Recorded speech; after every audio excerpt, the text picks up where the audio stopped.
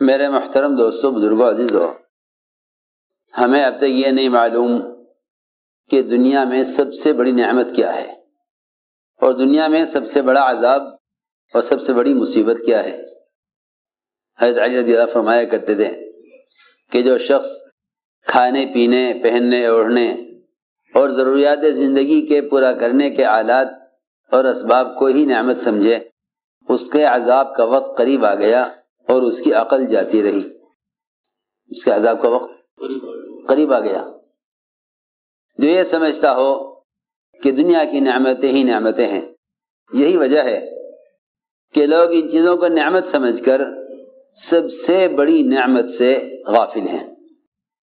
دنیا کی چیزوں کو نعمت سمجھ کر سب سے بڑی نعمت سے غافل ہیں۔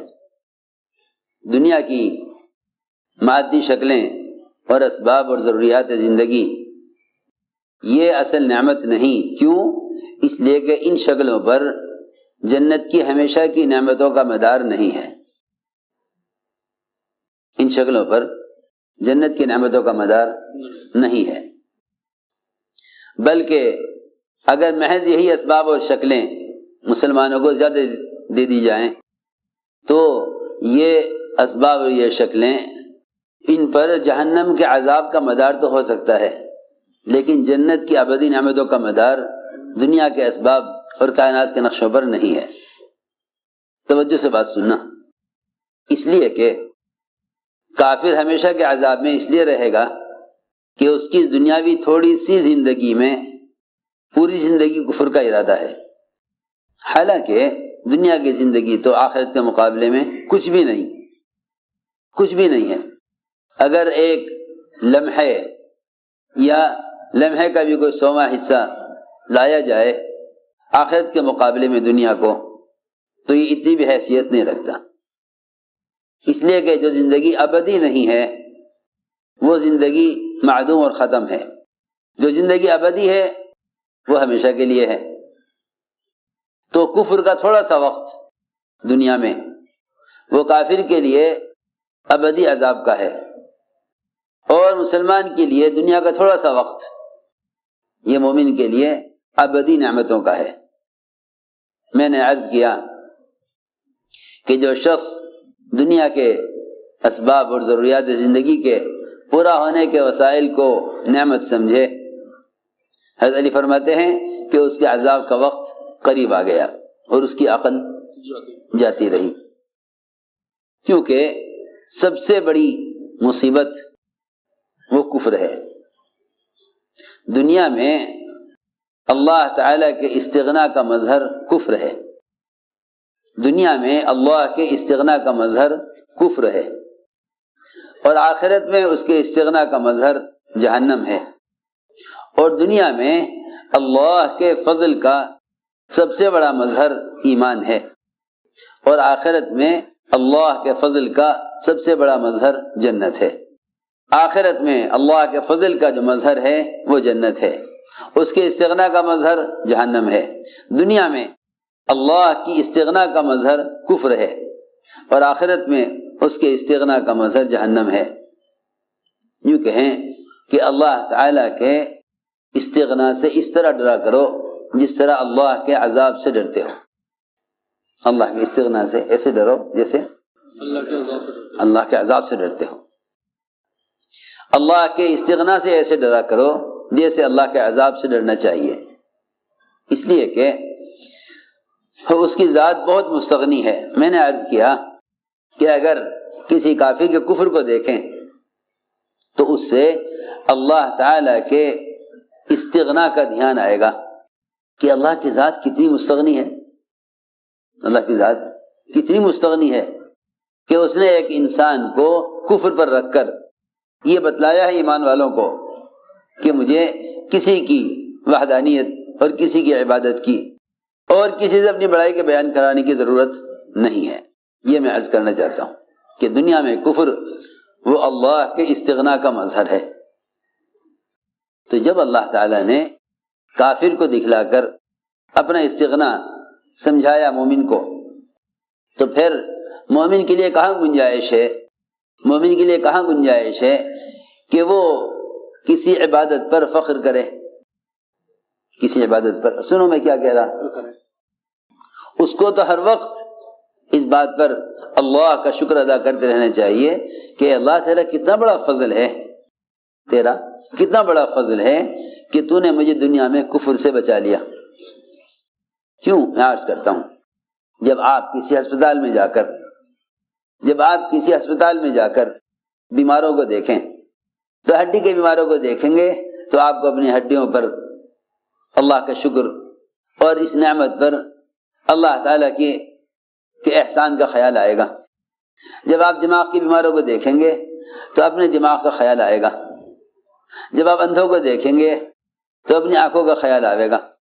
اللہ اکبر، جو بدن مٹی ہونا ہے اور ختم ہونا ہے، جب اس بدن کی بیماریوں کو دوسروں میں دیکھ کر اپنے اعضاء کی سلامتی کو اللہ کا احسان سمجھتے ہو، تو جو کافر ہمیشہ جہنم میں رہے گا، اس کافر کو دیکھ کر اپنے ایمان کی نعمت کا خیال کیوں نہیں آتا؟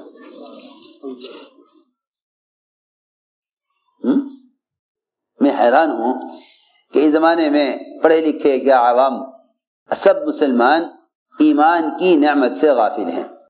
وہ یوں سمجھتے ہیں یہ تو ایک ہماری پیدائشی چیز ہے، حالانکہ آپ دیکھ رہے ہیں کہ یہودی، نصرانی، مشرک اور کافر ہر مذہب کے گھر میں بچے پیدا ہو رہے ہیں، ان کے پیدا کرنے والے، ان کو جننے والے، وہ انہیں اپنے اپنے مذہب کی تعلیم دے رہے ہیں۔ سوچنے کی بات ہے۔ اس لیے میں نے عرض کیا کہ جو شخص دنیا کی نعمتوں کو نعمت سمجھے، اس کی عقل جاتی رہی، اس کے عذاب کا وقت قریب آ گیا۔ سب سے بڑی نعمت نعمت اسلام ہے۔ اس لیے کہا گیا الحمدللہ علی نعمت الاسلام، کہ اس زمانے میں مسلمان غیروں کی طرح صرف دنیا کی نعمتوں کو نعمت سمجھتا ہے، دنیا کی نعمت کو نعمت سمجھتا ہے۔ اس لیے فرمایا لئن شکرتم لازیدنکم، اگر تم نے شکر کیا تو ہم نعمت کو بڑھائیں گے، ہم نعمت کو بڑھائیں گے، اور اگر تم نے ناقدری کی تو ہم تم سے اس نعمت کو چھین لیں گے۔ غور کرنے کی بات ہے کہ وہ دنیا جس سے اللہ کو نفرت ہے، اگر اس دنیا کو جس سے اللہ کو نفرت ہے، اگر اس دنیا کو ضائع کیا جائے، وہ دنیا جس سے اللہ کو نفرت ہے اور جو اصل نعمت نہیں ہے، اس کو اگر ضائع کیا جائے تو لوگ کہتے ہیں کہ میاں رزق کو ضائع مت کرو ورنہ تم سے رزق چھین لیا جائے گا۔ تو دنیا جس سے اللہ کو نفرت ہے، اگر اس دنیا کے ضائع کرنے پر دنیاوی نعمت کے چھن جانے کا اندیشہ اور خوف، اور لوگ ڈراتے بھی ہیں، اس سے لوگ اسے ڈراتے بھی ہیں، تو پھر اسے اندازہ کرنا چاہیے کہ وہ ایمان جو اللہ کو محبوب ہے اور جس ایمان پر ہمیشہ کی نعمتوں کا مدار ہے، اس ایمان کی نعمت کی ناشکری سے ایمان کتنا ضائع ہو جائے گا ایمان۔ اور اگر حقیر دنیا شکر کرنے سے بڑھ سکتی ہے تو جو ایمان اللہ تعالیٰ کو عزیز ہے اور محبوب ہے، اس ایمان کی قدر کرنے سے ایمان میں کتنا اضافہ ہونا چاہیے۔ لیکن اصل بات یہ ہے کہ لوگ ابھی شکر کو ہی نہیں سمجھے کہ شکر کیا ہے۔ لوگ نعمت کے شکر میں اللہ تیرا شکر اتنا کہہ دینے کو شکر سمجھتے ہیں، حالانکہ یہ شکر کی ادائیگی نہیں ہے، یہ شکر کی ادائیگی نہیں ہے۔ زبان سے شکر ادا کرنا الفاظ کی ادائیگی ہے، شکر کی ادائیگی نہیں ہے۔ سنو توجہ سے بات، لوگ زبان سے کہہ دیتے ہیں اللہ تیرا شکر، یہ شکر کی ادائیگی نہیں ہے، یہ الفاظ کی ادائیگی ہے۔ سنو توجہ سے بات، یہ شکر کی ادائیگی نہیں ہے، یہ شکر کی ادائیگی نہیں ہے۔ کیوں؟ اس لیے کہ انسان کے سارے بدن کے اعضاء، انسان کے بدن کے تمام اعضاء نعمتوں سے فائدہ اٹھاتے ہیں، اور سب سے چھوٹا عضو زبان وہ شکر ادا کرے۔ یہ کیسے؟ یہ کون سے انصاف کی بات ہوئی؟ بات سمجھ میں آ رہی؟ سارے بدن کے اعضاء تو نعمتوں سے فائدے اٹھاویں اور سب کی طرح سے شکر کون ادا کرے؟ زبان۔ یہ کیا بات ہوئی؟ سوچو تو صحیح۔